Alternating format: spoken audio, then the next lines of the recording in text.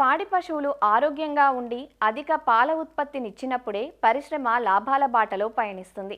ఉష్ణోగ్రతలు అధికంగా నమోదవుతున్న ప్రస్తుత పరిస్థితుల్లో కొట్టాల్లో తగిన యాజమాన్య చర్యలు చేపడుతూ వాటికి అందించే మేతల విషయంలో ప్రత్యేక జాగ్రత్తలు తీసుకోవాలి. అలాగే ఎండలు తగ్గి తొలకరి మొదలైనప్పుడు కూడా పశువుల్లో వ్యాధులు ప్రబలే అవకాశం ఉంది. ముఖ్యంగా జబ్బవాపు, గురక, గాలికుంటు వ్యాధులు సోకి పాల ఉత్పత్తి కుంటుపడుతుంది. అసలు పశువు ఆరోగ్యంగా ఉందా లేక అనారోగ్యంతో బాధపడుతుందా అన్న విషయాన్ని పోషకులు గుర్తించడం ఎలా? తొలకరికి ముందే అంటే ప్రస్తుత మే 2వ పక్షంలో ముందు జాగ్రత్తగా ఏమైనా టీకాలు వేయించాలా అన్న విషయాలను తెలియజేస్తున్నారు వరంగల్ జిల్లా మామునూరు కృషి విజ్ఞాన కేంద్రం ప్రధాన శాస్త్రవేత్త డాక్టర్ ఎన్ రాజన్న. ఇంకో 15-20 రోజుల్లో అయితే మనకు తొలకరి మొదలవుతుంది. కాబట్టి ఈ తొలకరి మొదలైనప్పుడు పశువుల్లో కొన్ని ముఖ్యమైనటువంటి రోగాలు రావడానికి ఆస్కారం ఉంది. జబ్బవ్యాపు వ్యాధిని చూసుకుంటే ఇవి తెల్లజాతి పశువులైనటువంటి ఆవు సంతతికి చెందినటువంటి పశువుల్లో ఎక్కువగా సోకుతుంది. పశువులు ఈ క్రిములు నిల్వ ఉన్నటువంటి నీళ్లను తాగడం లేదా మేతను తినడం మూలంగా ఎక్కువగా వస్తుంది. ఈ లక్షణాలు చూసుకున్నట్లయితే ముఖ్యంగా వ్యాధి సోకిన తర్వాత ఉష్ణోగ్రత అధికంగా ఉంటుంది. సుమారుగా 106 డిగ్రీల నుంచి 107 డిగ్రీల ఫారెన్హీట్ ఉంటుంది. జబ్బ కానివ్వండి, తొడలు కానివ్వండి, కండరాలు వాపు కలిగి ఉంటాయి. అదేవిధంగా కుంటుతూ ఉంటాయి. ఈ లక్షణాలు ఎక్కువగా తెల్లజాతి పశువుల్లో వర్షాకాలంలో గమనించినప్పుడు దీన్ని జబ్బవాపు అనేటువంటి వ్యాధిగా రైతులు గుర్తించాలి.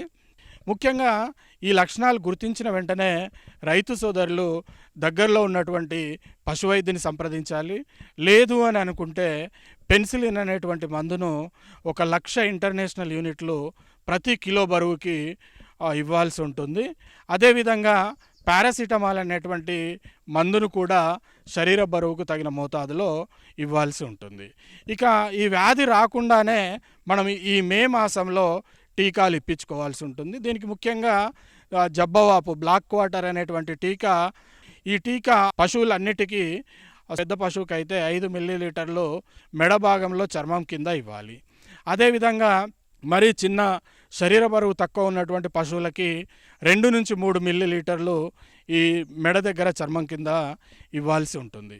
ఎక్కడైతే ఎక్కువగా జబ్బవాపు సోకుతుందో ఆ ప్రాంతాల్లో సంవత్సరానికి 2 సార్లు ఈ టీకా మందుని ఇప్పించుకున్నట్లయితే జబ్బవాపు నుంచి మనం పశువుల్ని కాపాడుకోవచ్చు. రెండవది అత్యంత ముఖ్యమైనటువంటిది ఈ గురక జబ్బు లేదా గొంతు వేప వ్యాధి అని అంటూ ఉంటాం. ఇది ఎక్కువగా నల్లజాతి పశువులు అంటే గేదెల్లో ఎక్కువగా సంక్రమిస్తూ ఉంటుంది. ఇది కూడా బ్యాక్టీరియా మూలంగానే కలుగుతుంది. ఇది ఈ వర్షాలు పడిన తర్వాత నీరు నిల్వ ఉన్న ప్రదేశాల్లో ఈ బ్యాక్టీరియా వృద్ధి చెందడానికి ఆస్కారం ఉంటుంది. అలాంటి నీటిని పశువులు అనుకోకుండా తాగినప్పుడు ఈ గురక జబ్బు రావడానికి ఆస్కారం ఉంటుంది. ఇక వ్యాధి లక్షణాలను గమనించినట్లయితే శరీర ఉష్ణోగ్రత అనేటువంటిది 106 నుంచి 107 డిగ్రీల ఫారెన్హీట్ వరకు ఉంటుంది. పశువులు మేత మేయవు మరియు గొంతు కింద వాపు కనబడుతుంది. ఇది శ్వాస తీసుకోవడంలో ఇబ్బంది కలుగజేస్తుంది. ఈ శ్వాస తీసుకున్నప్పుడు ఎక్కువగా వాపు వచ్చినప్పుడు గురక శబ్దం వస్తుంది. మరియు అదేవిధంగా వ్యాధి తీవ్రత ఎక్కువైనప్పుడు పశువులు శ్వాస తీసుకునే ఇబ్బంది కలిగినప్పుడు నాలుక బయటకు తీసి చొంగగారడం కూడా జరుగుతూ ఉంటుంది. ఈ లక్షణాలు గమనించిన వెంటనే మనము వ్యాధి నివారణకు పశువుల డాక్టర్ దగ్గరికి వెళ్ళాల్సి ఉంటుంది. వారు సల్ఫాడిమిడిన్ అనేటువంటి మందును 33% మందును వాటి శరీర బరువునకు తగిన మోతాదులో ఇవ్వడం జరుగుతుంది. ఇక మనము ఈ వ్యాధి నిరోధక టీకాలని ఈ మే మాసంలోనే ఇవ్వాల్సి ఉంటుంది. ఈ గురక జబ్బు రాకుండా హెచ్ఎస్ వ్యాధి నిరోధక టీకాలని పశుసంవర్ధక శాఖ వాళ్ళు ఉచితంగా ఇస్తారు. ఇది కూడా 6 నెలల పైబడినటువంటి దూడలకు అన్నిటికీ ఇప్పించాల్సి ఉంటుంది. సంవత్సరంలో 2 మార్లు ఇప్పించుకున్నట్లయితే ఆ వ్యాధి నుంచి గేదెల్ని మనము కాపాడుకోవచ్చు. ఇక మూడవ వ్యాధి గాలికుంటు వ్యాధి. ఇది వైరస్ వల్ల కలుగుతుంది. మనకు తెల్లజాతి పశువుల్లో అదేవిధంగా నల్లజాతి పశువుల్లో కూడా రావడానికి ఆస్కారం ఉంది.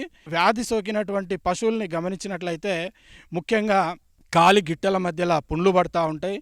అదేవిధంగా నాలుక పైన కూడా చిన్న చిన్న పుండ్లు పడి పశువులకు తినడానికి అనుకూలంగా ఉండదు. అదేవిధంగా నాలుక బయటకు తీసి చొంగగా అరుస్తూ ఉంటాయి. శరీర ఉష్ణోగ్రత కూడా సుమారు 107 నుంచి 108 డిగ్రీల ఉష్ణోగ్రత ఉంటుంది. ఈ వ్యాధి సోకినటువంటి ఆవుల గేదెల పాలని చిన్న దూడలు తాగినప్పుడు ఆ చిన్న దూడలు గుండెకు సంబంధించినటువంటి మయోకార్డైటిస్ అనేటువంటి ఒక చిన్న సిండ్రోమ్ వలన ఆ దూడలన్నీ కూడా చనిపోవడానికి ఆస్కారం ఉంది. కాబట్టి రైతు సోదరులు పాలిచ్చే పశువులకి ఈ గాలికుంటు సోకినట్లయితే వాటి పాలను దూడలకు పట్టకుండా వేరే ఆవు యొక్క పాలు కానీ గేదె పాలు కానీ సెపరేట్గా దూడలకి పట్టించాల్సిన అవసరం ఉంటుంది. ఇక వ్యాధి నివారణకు వచ్చినట్లయితే ఏప్రిల్ నుంచి జూన్ మాసంలో, అదేవిధంగా అక్టోబర్ నుంచి నవంబర్ మాసంలో 2 సార్లు ఈ గాలికుంటు టీకా మందులు ఇప్పించాలి. రైతు సోదరులు ప్రతి పశువుకు 1 నుంచి 2 మిల్లీమీటర్లు తొడ కండర భాగంలో వచ్చినట్లయితే గాలికుంటు నుంచి పశువుల్ని కాపాడుకోవచ్చు.